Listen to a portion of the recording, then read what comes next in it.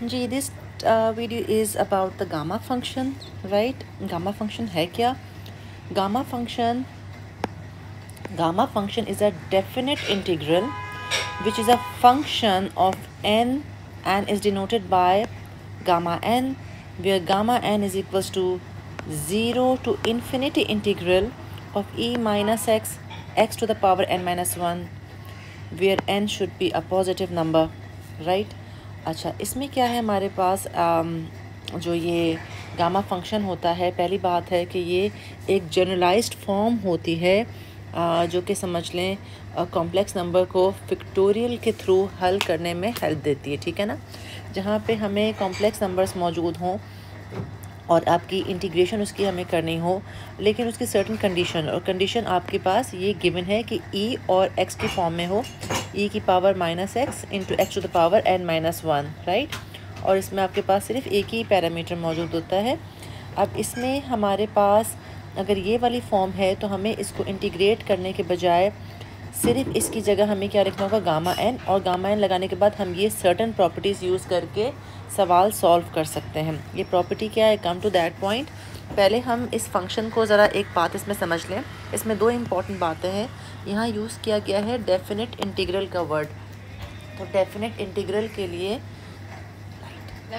Definite integral का मतलब ये है कि ज़ाहिर बात है इसकी लोअर लिमिट और अपर लिमिट गिवन है, तो ये डेफिनेट इंटीग्रल क्योंकि प्रॉपर आंसर आना चाहिए। लेकिन ये कॉम्प्लेक्स सिचुएशन है, तो अगर ये पर्टिकुलर शक्ल बन रही है कि ई के ऊपर पावर क्या होनी चाहिए, माइनस एक्स, याद रखें it's not plus x, it's minus x, और एक्स के ऊपर क्या होना चाहिए, जो भी पावर है, अगर मैं उस पावर को n माइनस वन की फॉर्म में लिख लूँ तो n वाली चीज़ उठ के यहाँ gamma n, and this is not under root, remember this is not under root, this is a symbol of gamma n। Gamma n का मतलब ये होता है कि जहाँ कहीं भी गामा लिखा होगा तो आप उसको जैसे फॉर एग्ज़ाम्पल ये इसकी प्रॉपर्टी है, चाहे मैं गामा n को n माइनस वन फैक्टोरियल लिखूँ या गामा n प्लस वन को मैं इक्वल्स टू n फैक्टोरियल, एक ही बात है। यानी कि इसकी एग्जांपल आप यूँ ले लें, अगर कहीं लिखा हुआ है गामा 3, इसका मतलब है I am talking about the 2 factorial which is 2। अगर कहीं लिखा हुआ है गामा 4, इसका मतलब है I am talking about 3 factorial which is 3 times 2 times 1 and 6, सही है। अच्छा, दूसरी इसकी फर्दर दो प्रॉपर्टीज़ और क्या हैं। एक तो ये है कि अगर आपके पास n प्लस वन गामा लिखा होगा तो that is equals to n into gamma n, यानी कि अगर मैं कहीं लिख रही हूँ gamma 6, that is same as 5 into gamma 5, and that is same as 5 into 4 into gamma 4। इस तरह से आप समझ लें, ठीक है। और अगर कहीं गामा हाफ है तो that is equals to under root pi, कहाँ से है हम आगे प्रूफ में करेंगे। अच्छा, coming back to what I was talking about, कि मैंने आपसे कहा ये दो इंपॉर्टेंट बात है। एक तो बात ये कि डेफिनेट इंटीग्रल जो होता है उस पर ये यूज़ होता है, यानी कि आपकी यहाँ पे लिमिट्स गिवन हो। लिमिट की कंडीशन ये है कि वो ज़ीरो से इन्फिनिटी जा रही हो, वो इन्फिनिटी की वजह से कॉम्प्लेक्स नंबर बन रहा होता है, मतलब कॉम्प्लेक्स सिचुएशन आ रही होती है। इसलिए हम इसको इस फॉर्म से आसानी से ईज़िली क्विकली कह लें सॉल्व कर सकते हैं, बिकॉज इट इज़ प्रूव्ड। ये हमने प्रूव नहीं करना है, ये ऑलरेडी ड्राइवन है, ऑलरेडी प्रूव है कि ये वाली फॉर्म जो है, कौन सी फॉर्म, ये फॉर्म जो है वो इक्वल्स टू गामा एन के बराबर होती है। ठीक हो गई बात। इसका प्रूफ हमारे कोर्स में नहीं है, हम इसको प्रूफ नहीं करना है, तो हम सिर्फ इस प्रॉपर्टी को यूज़ करेंगे। और बेसिकली ये एक डेफिनेट इंटीग्रल तो है, लेकिन ये आपका इम्प्रॉपर इंटीग्रल पे भी यूज़ कह सकते हैं यूज़ होता है, जहाँ पे हम देख रहे हैं कि हमारी एक लिमिट क्या है, अपर लिमिट इनडेफिनेट है, अनडिटर्मिनेट फॉर्म में अनडिटर्मिनेट वैल्यू है। ओके जनाब, इसका अब हम पहला सवाल ये लेते हैं कि proof that gamma 1 is equals to 1। अच्छा, ये हमारे पास ऑलरेडी जो है गामा फंक्शन हमें पता है क्या होता है, वो ये है जो अभी हमने डिस्कस किया है। अब यहाँ पे अगर हम if we put n is equals to 1, क्योंकि हमें गामा 1 की बात कर रहा है ना, वो इसको प्रूफ करें कि 1 के बराबर है, तो ये क्या बन जाएगा, ये बन जाएगा कि gamma 1 is equals to 0 to infinity e की पावर माइनस एक्स और x to the power 1 minus 1 dx, ठीक है। गामा 1 इज़ इक्वल्स टू 0 से इन्फिनिटी e की पावर माइनस एक्स, x की power dx, gamma 1 is equals to 0 to infinity, ये आपका 1 हो गया, ठीक है, इक्वल्स टू 1 हो गया। तो इस e minus x D x, और इसकी जब हम इंटीग्रेशन लेंगे, क्योंकि सिंपल एक एक्सपोनेंशियल का इंटीग्रेशन क्या होता है, e minus x into d over d x of, एक second sorry, and it is 1 over d x of जो भी आपकी यहाँ पे पावर में e की पावर में मौजूद है। इंटीग्रेशन में हमने लिमिट भी डालने 0 से इन्फिनिटी तक, तो ये इसकी डिफ्रेंशिएशन क्या बन जाएगी, -1 हो जाएगी, ठीक है। तो इट्स माइनस e की पावर माइनस एक्स 0 से infinity, and that is same as -1 over e की पावर x 0 से इन्फिनिटी, ठीक है। अब इसको अगर हम यहाँ पे देख लें, मैं माइनस चलें बाहर लिख देती हूँ पहले। अब 1 ओवर e की पावर x में हम डालते हैं अपनी लिमिट्स, तो ये हो जाएगा 1 ओवर e की power infinity minus 1 over e की power 0, and that is minus 1 over infinity, and this is 1 over 1, so anything 1 over infinity becomes like 0, this is -1, so overall मेरे पास आंसर क्या आया 1, and hence it is proved। यही proof करना था हमने कि gamma 1 जो है वो 1 के बराबर है, और हमने प्रूफ कर दिया, ठीक है। Alright, let's take the second example. The second example is ये गिवन है आपको, इसमें हमने गामा फंक्शन है, गामा फंक्शन से हम इसको क्या करेंगे, रिलेट करवाएंगे। अब अगर हम गामा फंक्शन से रिलेट करवाएं तो आप देखें यहाँ पे कि मुझे तो यहाँ माइनस एक्स चाहिए, यहाँ माइनस अंडर रूट एक्स है, ठीक है ना। और यहाँ की तो बात हम करेंगे बाद में, पहले हमारा ये मैच करना चाहिए।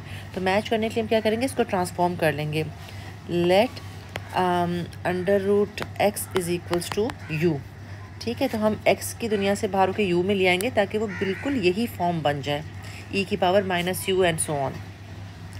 अच्छा, अब इसका डेरिवेशन क्या होगा, हाफ एक्स की पावर माइनस हाफ लिख लूँ मैं, ठीक है, बल्कि यूँ कॉम्प्लिकेटेड हो जाएगा। ऐसा करते मैं इसको ऐसे लिख लेती हूँ। आई होप ये आप समझ जाएंगे मैंने क्या लिखा है। Into d x is equals to d u हो गया। So d x will be equal to 2 under root x d u, ठीक है। मैंने इसको क्रॉस मल्टीप्लाई किया, अंडर रूट एक्स इसके बराबर है, यू के बराबर है ना। So d x is equals to d u two u d u, okay. अच्छा, और यहाँ से हमने ये यहाँ से स्टार्ट किया था, ठीक है। अच्छा, फिर उसके बाद हम यहाँ पे ऑलराइट, याद रखें आपने इसमें सिर्फ जो हम कन्वर्ट करते हैं, ट्रांसफॉर्म करते हैं, वो जो हम ये कर रहे होते हैं और प्लस जो हमारा dx का होता है, सिर्फ इधर तक हमने महदूद नहीं रहना होता है, हमने लिमिट्स पे भी देखना होता है कि इनकी भी कन्वर्जन। ये 0 इन्फिनिटी x की वैल्यू है, तो हम कहेंगे हेयर व्हेन x इज़ 0, तो u क्या था, x को 0 डालें, अंडर रूट ऑफ 0 इज़ 0, तो u भी 0 हो गया। और जब x इन्फिनिटी है तो under root of infinity is infinity, तो u भी इन्फिनिटी हो गया। तो इस केस में कोई फ़र्क नहीं पड़ा लिमिट्स पे, वरना वैसे लिमिट्स पे फ़र्क पड़ जाता है।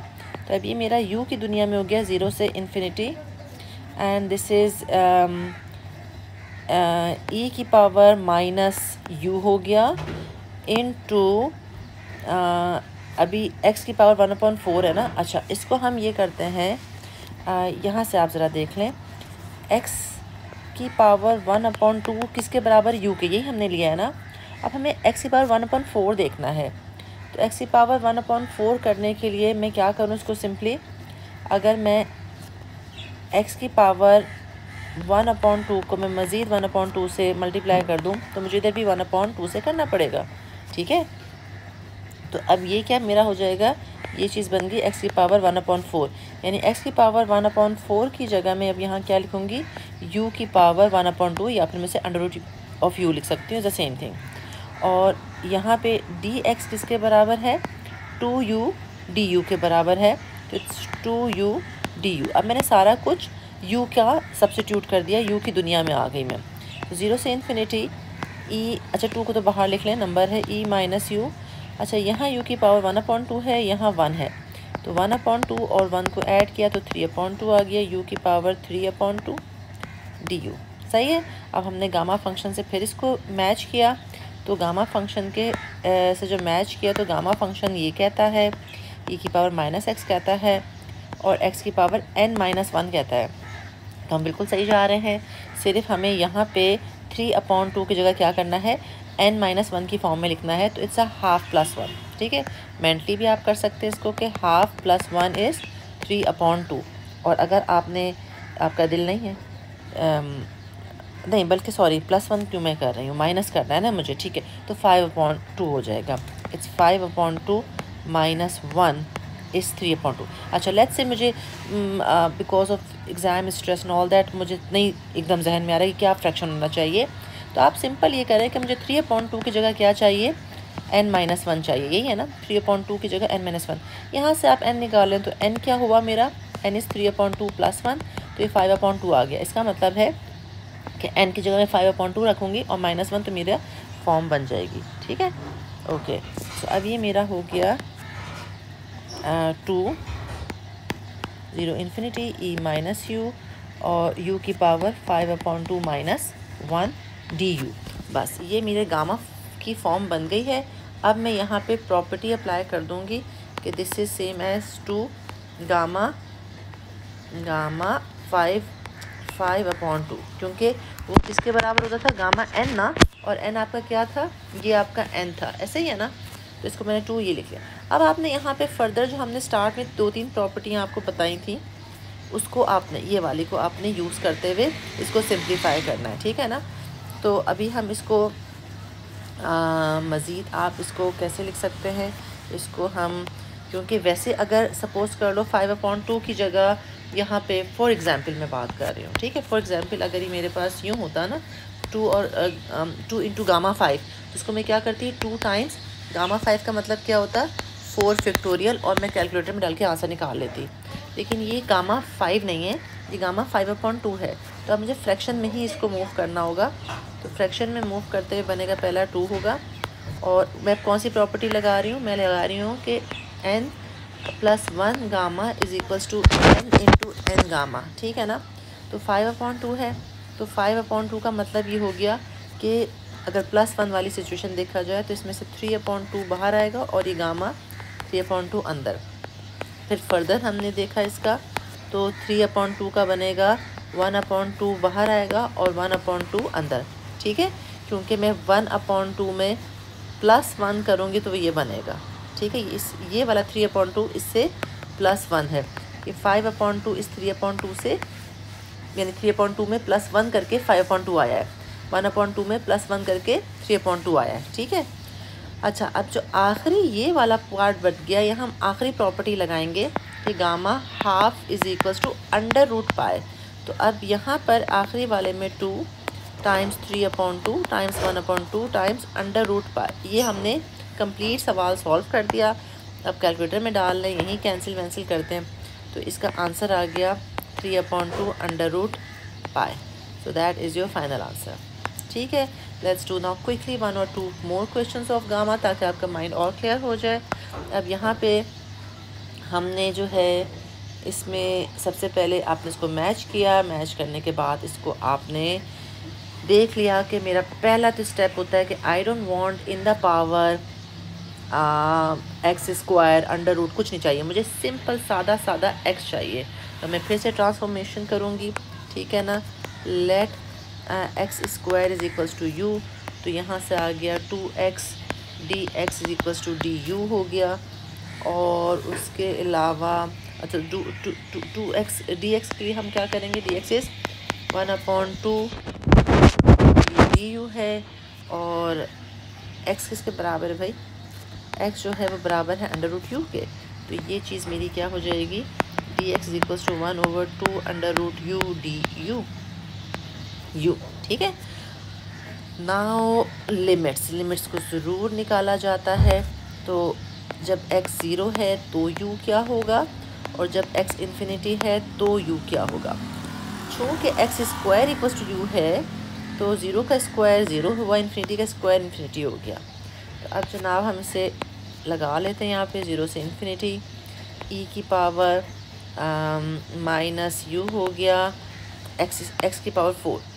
x की पावर 4 का क्या मतलब हो गया, x स्क्वायर इज़ u, तो x स्क्वायर यूँ किया तो x की पावर 4 इज़ u स्क्वायर, तो u स्क्वायर हो गया और 1/2 अंडर रूट u हो गया और du। ठीक है, अब इसको आप सिंप्लीफाई कर लें और वही चीज़ जो हमने पहले की थी, 1/2 मैंने बाहर ले लिया, e माइनस u और u की पावर 2 है, यहाँ u की पावर हाफ है, तो u की पावर 2 माइनस हाफ, तो ये 2 माइनस हाफ क्या बना, इस 1 2 to the 4 3/2, तो u की पावर 3/2। ठीक है, तो इसकी जगह मैंने लिखा है u की power 3/2 du and that is half 0 से इन्फिनिटी e माइनस u 3/2 का मतलब वही हो गया 5/2 माइनस 1 du। और मेरे ख्याल है हमने पीछे 5/2 वाला ही किया था ना, 5/2 को करते करते हम आए थे तो हमारा ये चीज़ आई थी। ठीक है, ये चीज़, तो 3/2 1/2 अंडर रूट पाई, तो ये तो जो 1/2 इधर वाला ये लिख लिया और बाकी वही 3/2 1/2 अंडर रूट पाई, इसका भी वही सॉल्व होके आना है। ठीक है, तो ये आपको इसमें कट नहीं रहा कुछ भी, तो हो जाएगा 3/8 under root pi, so that is the answer. All right, इसको अब आपको माइंड आई होप चल गया होगा कि कैसे करना है इसको। क्विकली मेरे साथ करते जाएं, इज्यूम करते हैं हम, लेट हमारा सबसे पहले ये टारगेट एरिया है। ठीक है, तो 3 under root x is equals to u, so यहाँ से आ जाएगा मेरे पास डिफ्रेंशिएशन इज़ ये बन जाएगा, d x is equals to d u हो जाएगा, और जब x 0 होगा तो u ने भी 0 बनना है, जब x इन्फिनिटी होगा तो u ने भी इन्फिनिटी ही होना है। और फर्दर इधर से मुझे dx को सॉल्व करना पड़ेगा, तो 2/3 बन जाएगा ये, और 2/3 के साथ ये भी क्रॉस मल्टीप्लाई होगा ना, तो अंडर रूट एक्स क्या है, अंडर रूट एक्स है u/3, तो u/3 सही है, और d u under root x is u/3, इधर के u/3 सही है।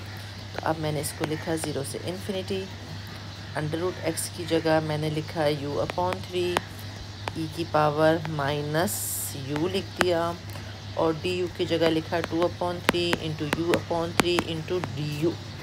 अब मैं नंबर्स को निकाल लूँगी बाहर, तो नंबर्स बाहर आए तो मेरे पास हो गया ये 2/3, 3 9 9 3 27, ये 27 हो गया, 0 से इन्फिनिटी हो गया, e माइनस यू है, e u है, ठीक है, 0 नहीं समझिएगा, और बाकी ये भी u और ये भी u, तो ये u स्क्वायर हो गया।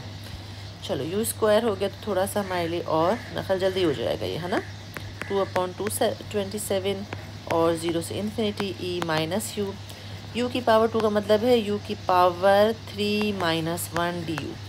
तो अब यहाँ से ये जो 3 है ना, ये आपका क्या हो गया, that is equals to n, तो 2/27 गामा लगाया आपने, sorry 2/27 gamma 3, so gamma 3 is what, ये तो आसान हो गया। ठीक है, 2/27 इंटू गामा 3 का मतलब है 2 factorial, so 2/27 into 2, so 4/27 is the answer. All right, और यहाँ पे एक और सवाल है, अब मुझे बताएं इसमें क्या है। इसमें कुछ नहीं करना है, तो सिंपल है, इसमें ऑलरेडी आपके पास यही फॉर्म गिवन है, यानी e की पावर माइनस एक्स है, तो इसलिए कुछ नहीं लेना है, और ये x की पावर हाफ है, तो x की पावर हाफ का मतलब है x की पावर 3/2 माइनस 1 dx हो जाएगा। तो यहाँ ओवरऑल ये गामा आपका बन जाएगा 3/2, गामा 3/2 इज़ क्या हो जाएगा यहाँ पे 1/2 और 1/2, so this is 1/2 under root pi is the answer for that. Alright, I think the whole thing is clear to you कि आपने जो है किस तरह से गामा फंक्शन को सॉल्व